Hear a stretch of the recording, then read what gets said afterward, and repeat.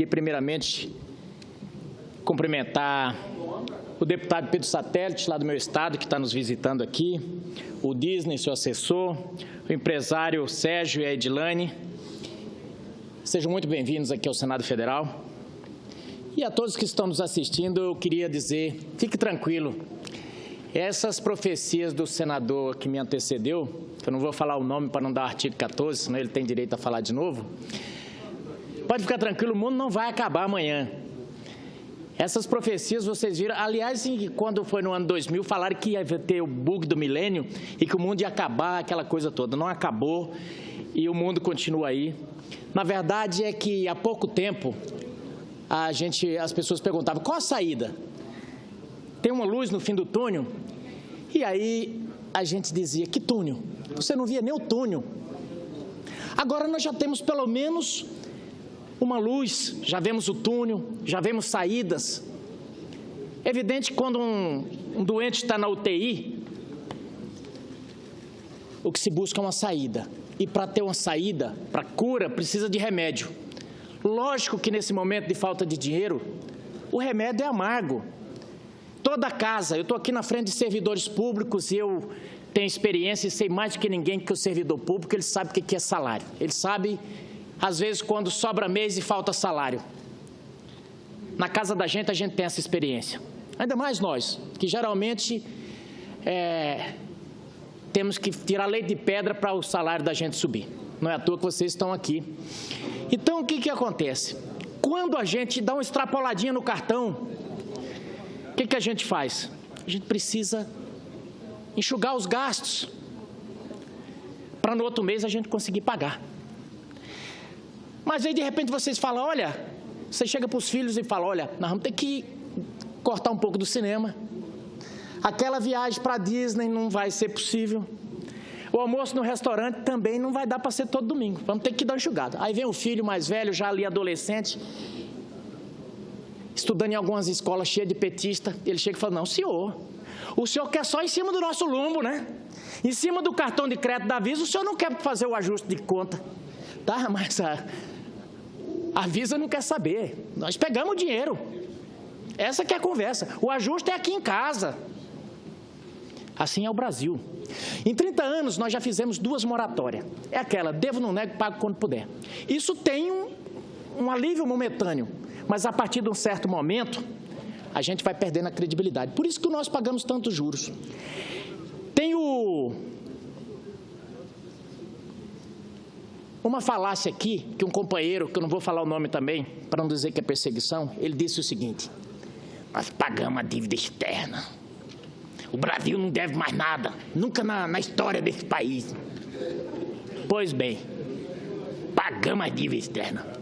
Essa dívida externa, ela era a 1% de juro. Sabe quanto? Aí ela foi internalizada. Sabe quanto que o Brasil paga agora? 14 ao mês. Quem faz um negócio desse? Me conta. Você tem uma dívida que você paga 1%, aí você passa a pagar 14% e conta vantagem. Esse é que é o cenário. O certo é que nós temos que sair do buraco. Mas esse caos todo, que os pobres vão se acabar, na verdade é o seguinte, o que vai é a gente quer acabar com a pobreza. Porque tinha um certo partido aí, de um senador que me antecedeu, que gostava tanto da pobreza que queria aumentar ela. Programas sociais, eles são importantes, mas eles têm que ter uma saída. Tem que ter a saída deles. Porque senão fica que nem Luiz Gonzaga dizia, a esmola ou envergonha o pobre, ou vicia o pobre, ou envergonha o cidadão. Essa que é a coisa. Mas mudando de pau para pedra, na verdade eu quero falar sobre regularização fundiária, meus irmãos. O noticiário político está voltado nesse momento para questões urgentes, como a aprovação da PEC 55, do teto de gastos públicos, que é o que nós falamos agora há pouco. E a reforma da Previdência, que iniciativas importantes terminam por ser relegadas a segundo plano. Nesse caso, se encontram mudanças importantes no Plano Nacional de Reforma Agrária que estão sendo implementadas, mostrando outra face do governo Michel Temer. E ao falar de regularização fundiária, cito aqui novamente o deputado Pedro Satélite, que foi um dos primeiros a fazer regularização fundiária no país, lá na década de 70, no Mato Grosso. A reforma fiscal tem aqui uma contraparte essencialmente social.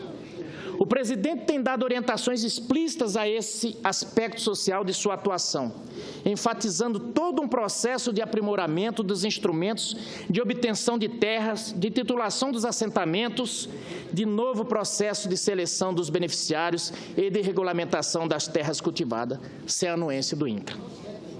No dizer do presidente desse órgão estatal, Leonardo Góes, o governo federal busca dar maior segurança jurídica àqueles que têm terra e produzem, além de promover o acesso à terra a quem quer produzir alimentos. Em pouco tempo será publicada uma medida provisória, senador Raimundo Lira, voltada para o equacionamento dessas questões. Ela se caracteriza por seu perfil eminentemente técnico, avesso a problemas de ordem ideológica. Só esse ponto já seria suficiente para definir a nova gestão do INCRA. Por que esse ponto é importante, senador Lazier? Porque até bem pouco tempo, milhares de brasileiros que estão há anos nos seus lotes, eles estavam manietados para fazer um curral eleitoral. Nunca tinham direito ao seu título, nunca podia pegar crédito, estavam amarrados. Concedo uma parte a Vossa Excelência. Vossa Excelência pediu? Ah, não, entendi. Ela se caracteriza justamente por esse ponto, de não ideologizar o debate. Em vários momentos das administrações anteriores, com a ressalva da gestão Guedes, esse importante órgão deixou de ser propriamente um órgão de Estado para se tornar um instrumento dos movimentos sociais. Agora, a orientação técnica é predominante com o sentido de Estado. A questão da titulação é, certamente, uma das mais importantes em pauta. Uma particularidade dos assentamentos da reforma agrária, até aqui, consistia no fato de serem tutelados por esses movimentos, que ali ficaram um dos pilares de sua militância e de recrutamento de membros para invasões. Um assentado é, assim, não só tutelado pelo Estado, mas principalmente pelo MST. Não são produtores autônomos, mas objeto de uma política assistencialista, voltada para a criação de uma clientela política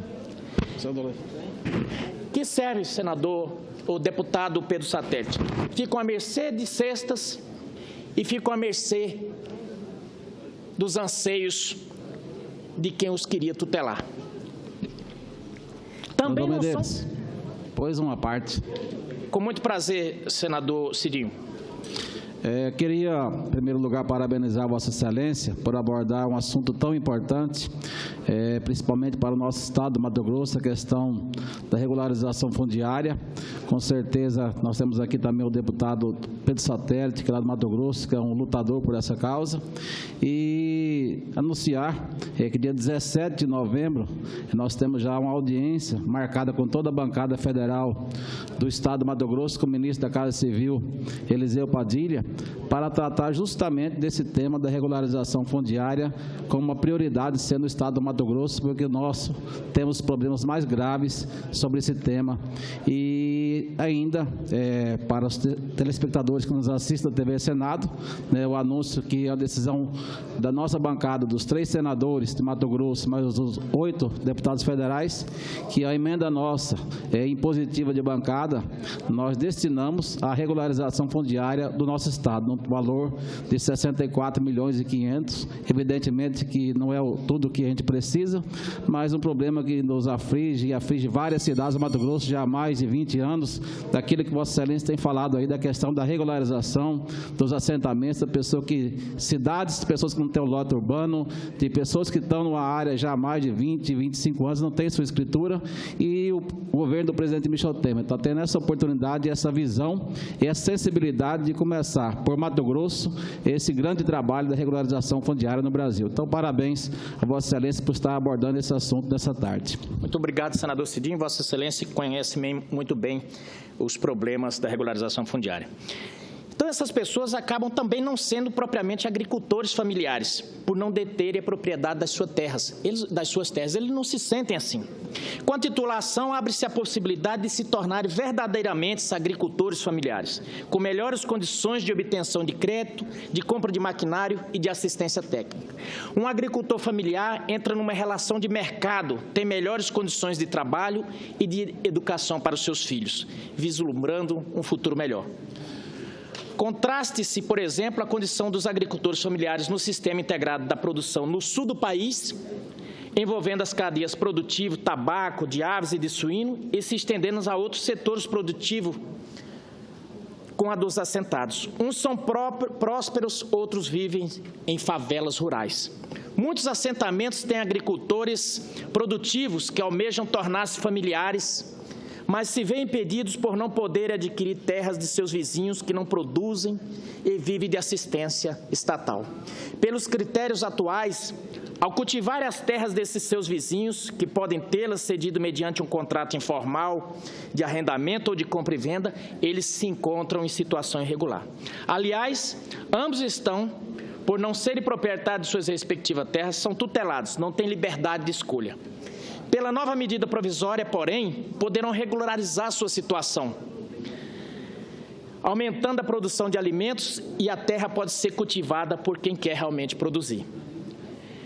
É urgente esse novo reordenamento fundiário, corrigindo aquelas anomalias ainda defendidas por movimentos sociais ideologicamente obtusos.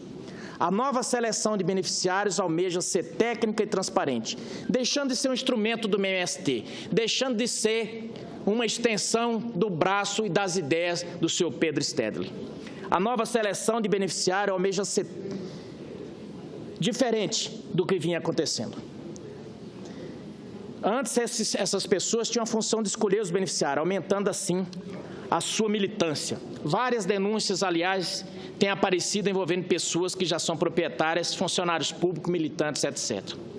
INCRA chegou a impedir novos assentamentos para que essas anomalias fossem devidamente corrigidas.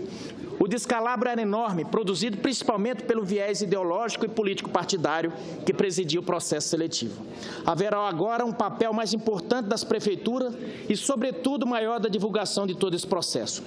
Outro ponto diz respeito à obtenção de terras para regularização fundiária, por exemplo, na Amazônia Legal, ou para assentamentos da reforma agrária.